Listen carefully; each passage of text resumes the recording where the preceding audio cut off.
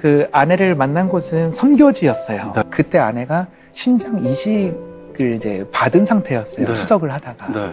그래서 저희가 이제 만나서 이제 결혼했는데 난임 부부라는 걸 알게 됐던 거예요. 그래서 결혼한 3년 동안 네. 시험관도 시도해보고 했는데 이제 아이를 가질 수 없다. 그래서 저희는 이제 좀 아이를 포기하고 있는 네. 그런 마음이 이제 3년 차 됐었는데 이제 포기하고 있을 때 자연 임신을 주신 거예요. 완전 포기하고 있었을 때. 그래서 아이를 이제 아내가 키우고 사실 저도 제가 그렇게 아이를 기다리고 있었는지를 아내의 첫 통화로 알았어요. 아, 너무 귀하다. 아내가 전화가 딱 와서 네. 퐁퐁 울면서 그날부터 하루에 3번씩 아이한테 편지를 쓰고 네. 심지어는 초음파 기기도 사서 제가 심장 소리도 듣고 날마다 그 아이를 위해서 이제 준비를 하고 있었어요. 야. 한 23주 차가 넘어가고 있었는데 제가 이제 아내가 갑자기 자궁 경부가 이제 짧아져서 네. 조상기가 있으니 그렇게 묶는 수술을 해야 된다 해서 급하게 수술을 하게 됐죠. 그리고 이제 제가 한 20일쯤 한 3-4번의 수술이 있었고 그 어렸을 때 다니던 누나의 교회에 저를 오랫동안 초청을 약속했었어요. 네. 거기를 제가 이제 간증의 자리를 갔었는데 아내도 하나님 지켜주실 거야. 하나님 우리 함께 하시니까. 그러고 이제 예배 자리에 이제 오를 때 예배 자리에 오르기 바로 5분 전에 이제 우리 아이의 그 사망 소식을 이제 듣게 된 거예요. 그래서 제가 이 마음을 추스릴 수 있는 시간이 5분밖에 되지 않았고 막 찬양 소리가 막 들리면서 저는 이제 올라가야 되고 그런 일을 이제 겪게 되면서 그날 강당에 서게 됐어요. 아내하고 통화를 했을 때 우리 하나님을 신뢰하자. 하나님의 주권을 우리 뜻대로 될 수 있는 일이 아무것도 없지 않냐. 우리의 상심보다 하나님의 놀라운 계획이 있을 거야. 그래서 우리 끝까지 예배하자. 아내가 동의해줘서 원래 사산하면 6시간 안에 분만을 해야 되는데 제가 예배 끝나고 올라가는 시간만 해도 4시간 후였어요. 근데 아내가 혼자 버티겠다. 분만실에서. 그날 제가 그토록 기도했던 아브라함이 이삭을 바친 마음이 어땠을까? 하나님이 살려주신 거 알고 이랬을까? 했는데 온전한 하나님의 신뢰를 배우게 됐어요. 제가 그때 그런 것 같아요. 하나님께 하나님 저 당당하게 요청하고 싶어요. 우리 사랑하는 우리 조이를 하나님 손에 드릴게요.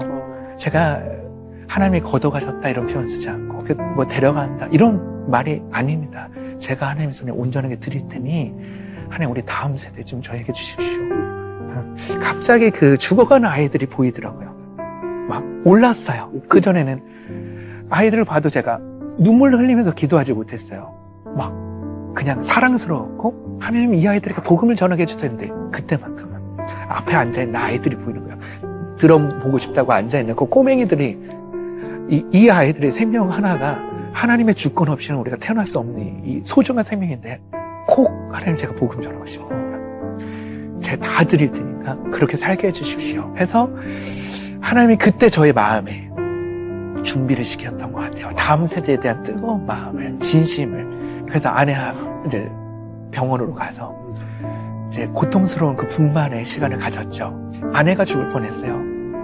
그러더라고요. 하나님 살려주세요. 이러는 막 울면서 입술은 다 트져서 피가 나고.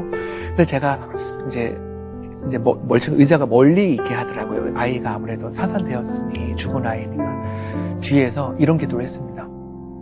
처음에는 몰랐는데 우리 아내는 살려주시면 안 돼요? 하나님 우리 아이는 몇 시간 전에 이렇게 많은 사람이 기도했지만 그러면서 또 무슨 생각이 드냐면 하나님의 주권에 맡기자. 그래서 제가 이런 기도를 했어요. 하나님이 혹시나 지금 이 순간 제 아내를 데려가시더라도 제가 하나님을 향한 마음을 꺾지 않겠습니다. 저 예배할게요. 제가 하나님의 사랑을 바꾸지 않겠습니다. 하나님 하실 말씀이 무엇입니까? 근데 그리 하시지 않더라도 제가 하나님께 예배하겠습니다. 이제 제 소망으로 살지 않을게 그 기도를 계속했죠. 근데 감사하게 저희 아내를 살려주셨어요. 아이는 화장하고 그 유고를 가지고 우리 둘만의 공간인 대평포구라는 곳이 있어요. 사람들이 잘 많이 안 갔었던 그 아름다운 곳에 아이를 뿌려주고 예배를 드렸죠. 그러고 나서 이제 후에 그 아이를 뿌려준 그 대평포구 앞에서 저희 아내랑 저랑 다시 침례를 받고 이제 국제수목교회에서 선교사로 저희가 임명을 받게 되었어요. 그래도 하나님은 선하십니다. 그래서 저는요, 실패가 없어요. 왜냐면 저는 드럼 치는 게 내 삶의 목표가 아니기 때문에. 저는 하나님의 마음을 전하고 하나님을 경외하고 하나님 예배하는 게 저의 정체성이지, 저를 자랑하는 사람이 아니기 때문에 저는 실패할 수가 없어요. 누가 실패하는지 아십니까? 자기를 드러내는 사람. 자기의 목표가 있는 사람은요, 실패할 가능성이 크지만 나는 없어요. 하나님의 영광만 있습니다. 하나님을 예배하는 사람은 무슨 실패가 있습니까? 가난하든 깃바닥에 쫓겨난 사람도 그 자리에서 예배할 수 있거든요. 여러분, 더 이상 실패하는 삶을 살지 마십시오. 여러분의 하나님의 정체성을 찾았을 때, 그때 하나님께서 여러분을 그 누구도 가지 못했던 그 길에 세우실 것입니다. 왜냐하면 하나님의 영광을 위해서. 그래도 주님 뜻은 완전합니다. 그래도 주님 뜻은 완전합니다.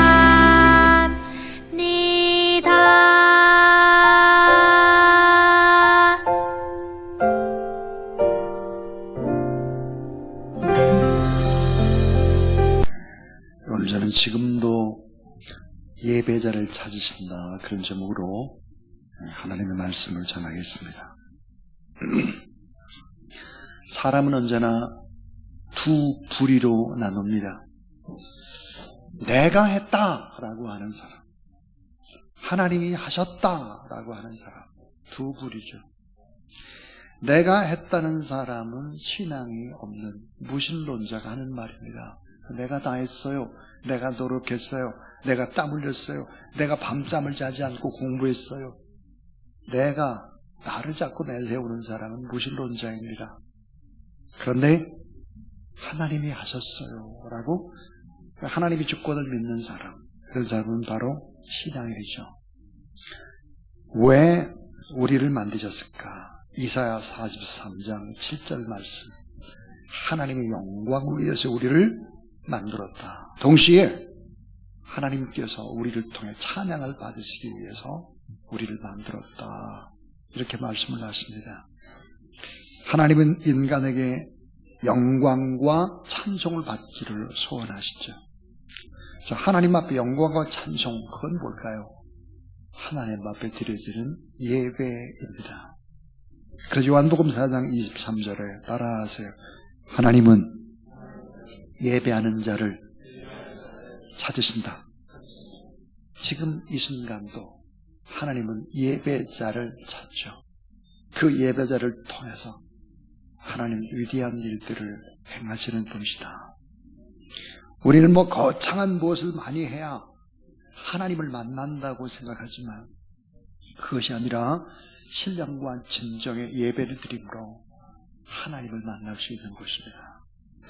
오늘 본문 속에서 사사기 15장 14절에서부터 20절에는 아주 단순한 기사입니다. 삼손이 턱뼈 하나로 블레셋 적군 1000명이나 죽이는 승리를 장식했다는 기적입니다. 자, 승리 이후에 감격을 이기지 못한 삼손이 노래를 지어 부릅니다. 찬양이죠, 찬양. 계속 노래를 부르다가 지쳤습니다. 그래서 목이 마른 상태가 되자 삼손은 견디지 못하고 하나님께 간절히 부르짖어 기도하게 됩니다. 그랬더니 그 자리에 물을 샘솟게 해줬다. 그래서 오늘 본면에 나오는 엔학고레라고 부르게 됐다. 엔학고레가 뭘까? 부르짖는 자의 샘이다 그랬습니다. 오늘 우리가 하나님 앞에 목마름 때문에, 여러 가지 갈증 때문에 부르짖게 될 때 하나님께서 샘을 주신다 하는 이 간단한 이야기를 통해서 신앙은 정말 뭘까? 신앙생활의 기둥에 대한 그런 부분들을 세 가지로 생각해 보겠습니다. 그 첫 번째 진리입니다. 능력의 원천은 예배에 있습니다 하는 거예요. 능력의 원천은 예배에 있습니다. 자, 신앙이란 예배를 통해서 하나님이 부어주시는 능력을 경험하는 것입니다. 고린도후서 4장 7절에 보니까 우리가 이 보배를 질그릇에 가졌으니 이는 능력의 힘이 큰 것이 하나님께 있고 우리에게 있지 아니함을 따라서 알게 하려 하심이라. 나는 무능력한데 내 안에서 능력 주시는 분이 하나님이시다. 이걸 알게 하는 거예요. 자, 모든 권세는 다 하나님께 있고 모든 힘의 원천도 다 하나님께 있다 하는 것이죠. 사사기 15장 14절 하나님의 신의 권능이 삼손에게 임했다. 그러니까 성령의 능력이 임한 것입니다. 여러분 구약 성경에 성령이 있다라고 하는 것은 아주 특별한 사람에게 임한 것입니다. 오순절 이후에는 모두 다 하나님 앞에 부르짖어 기도하게 되는 성령의 능력이 임하는데 구약 성경은 아주 특별히 하나님이 사용하는 사람들에게만 성령의 능력이 임했습니다. 이 성령의 능력이 삼손에게 임하니까 나귀, 턱뼈, 블레 사람 1000명을 죽였다 이렇게 얘기를 하고 있습니다. 독일에 아주 유명한 튜빙겐 대학이 있습니다. 튜빙겐. 이 튜빙겐 대학에 이제 몰트만 박사가 몇 해 전에 돌아가셨는데요.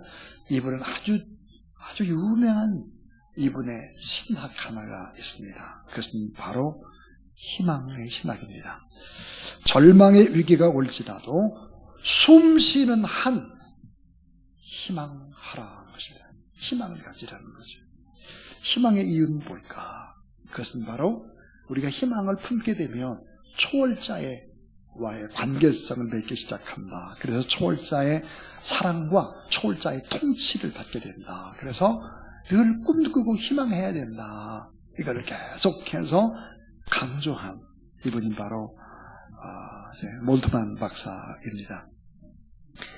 자, 죽음의 세계 한복판에서 죄에서 구원하는 그리스도의 생명이 시작되고 골고다 십자가 그 죽음에서부터 부활의 새벽이 통터온다. 그래서 결국은 죽음조차도 희망이 된다. 그래서 우리는 희망을 꿈꾸면 언젠간 하나님의 놀라운 능력과 역사가 나타난다 하는 것입니다. 자, 종교라는 단어, 영어로는 여러분 잘 아는 religion입니다. religion. 근데 이 말은 이 종교라고 하는 이 말 religion의 근원이 되는 라틴어를 보면 닐리고입니다. 닐리고. 자, 닐리고라고 하는 것이 뭘까? 끈으로 꽁꽁 묶다 그런 뜻입니다. 자, 여러분 이 닐리고라는 말이 뭘까? 하나님과 나를 꽁꽁 줄로 묶는 것입니다. 하나님과 인간, 초월자와 피조물이 바로 묶어지는 것. 이게 놀라운 권능인데요. 이게 예수 그리스도를 믿는 신앙이다 하는 것입니다.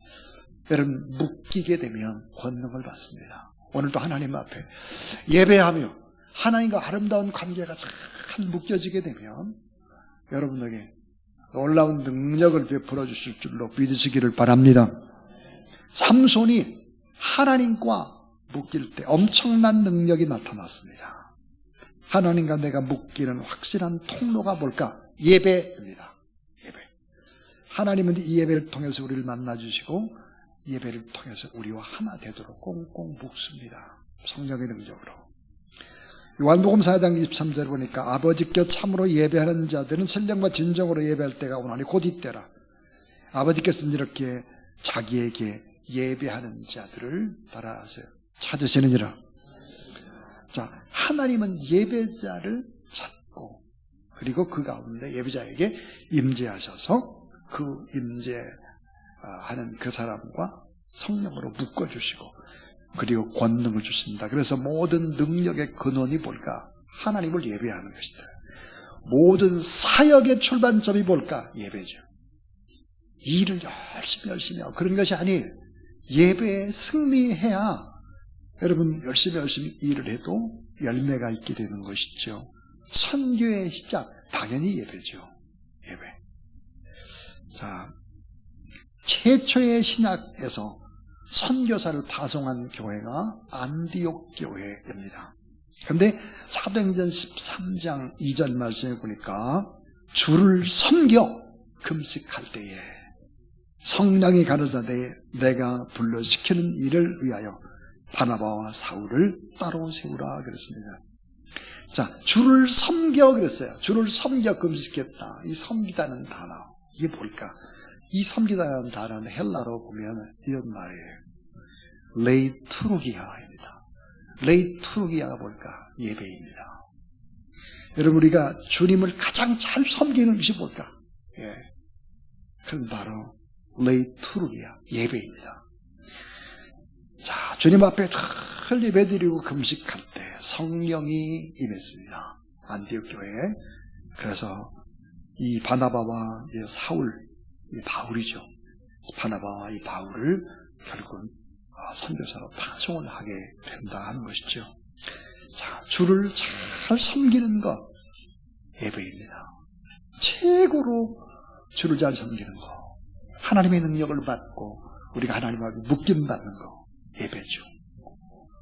여러분, 예배에 2025년에는 반드시 승리하는 그런 여러분들에게 주의 이름으로 축원합니다. 두 번째는요, 예배자는 승리하고 찬양합니다는 거예요. 예배자는 승리해요, 반드시. 그리고 예배자는 뭐예요? 찬양을 하게 됩니다. 자, 사사기 15장 16절. 가로되 나귀의 턱뼈로 한 더미 두 더미를 쌓았으며 나귀의 턱뼈로 내가 1000명을 죽였더라. 참, 이게 어린이 수준의 찬양이에요, 이게. 제가 보니까 삼손이 이렇게 찬양을 지어 불렀는데요, 너무 좀 초등학교 수준 같아요, 이게 찬양이. 자, 나귀의 턱뼈로 한 더미 두 더미를 쌓았으며 나귀의 턱뼈로 내가 1000명을 죽였더라. 이게 찬양이에요. 이게 삼손이 불렀던 아주 수준 낮은 찬양 같은데 이 찬양을 기뻐하신 거예요. 자, 승리하고 나서 이렇게 노래를 지어서 불렀어요.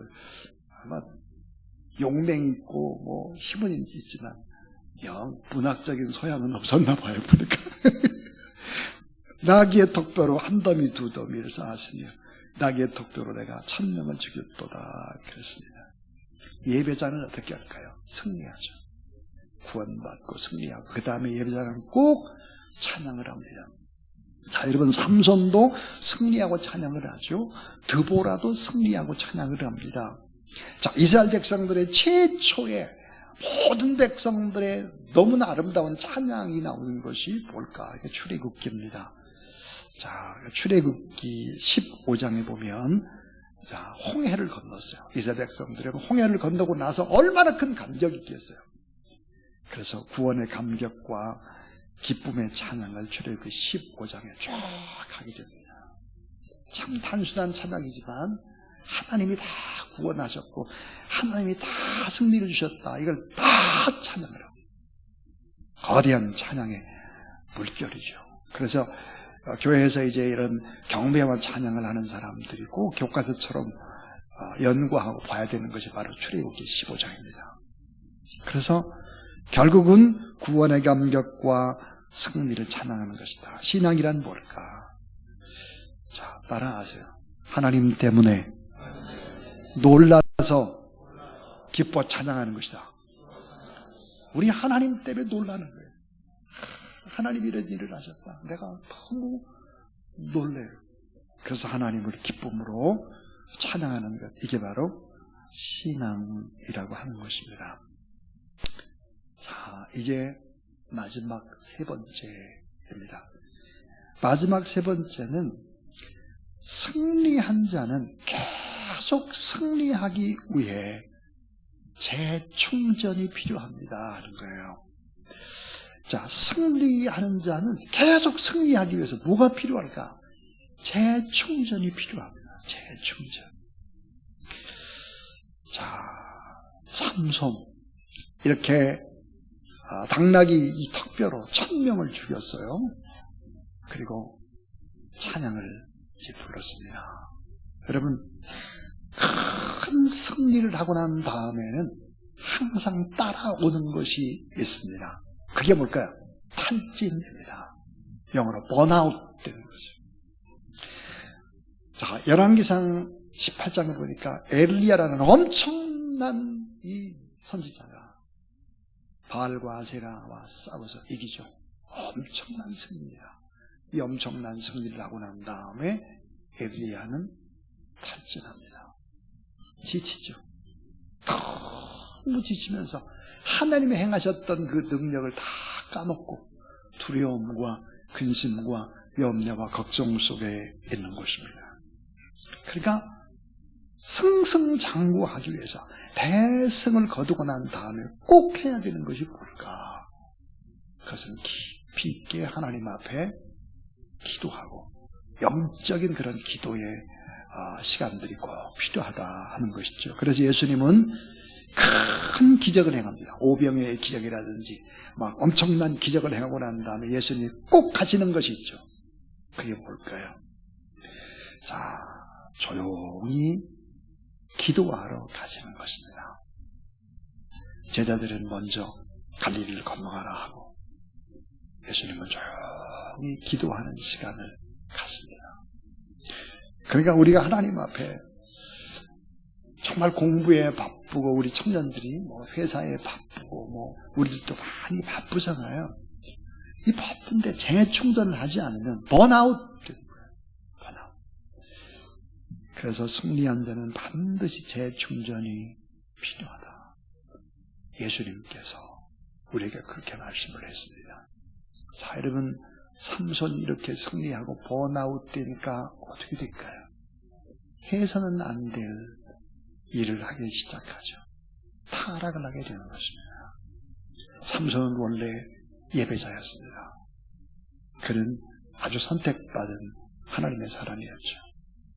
그러니까 꼭 하나님 앞에 개인적으로 예배드리며 하나님 앞에 개인적으로 퀴치하며 하나님 앞에 개인적으로 예배드리고 자, 이런 것이 참 중요하고 꼭 하나님 앞에 새벽에 예배라든지 또 심야에 예배드리는 것 이런 부분들을 반드시 하지 않으면 우리는 세상 사람보다 더 못한 그런 사람이 될 수도 있고 그리고 늘 죄책감 속에 마음속에 근심 걱정을 하고 있는 그런 사람이 될 수 있다 하는 것입니다. 오늘 세 가지 얘기했습니다. 하나가 능력의 원천은 예배에 있습니다. 두 번째는 예배자는 승리하고 찬양합니다. 승리한 자에게는 재충전이 반드시 필요합니다. 결국은 하나님 앞에 부르짖고 그 하나님 주시는 바로 샘의 낙고래를 경험할 때 더 하나님 앞에 엎드리는 그런 시간들이 반드시 있어야 된다. 오늘 예배 후에 헌신 예배입니다. 또 우리 청년들 깊이 한번 생각하면서 2025년도에 내가 더 하나님 앞에 예배드리는 시간 이걸 우선순위로 분명히 하겠다. 이런 생각을 가지고 믿음으로 또 승리하며 살아내는 그런 귀한 여러분 되기를 주님의 이름으로 축복합니다.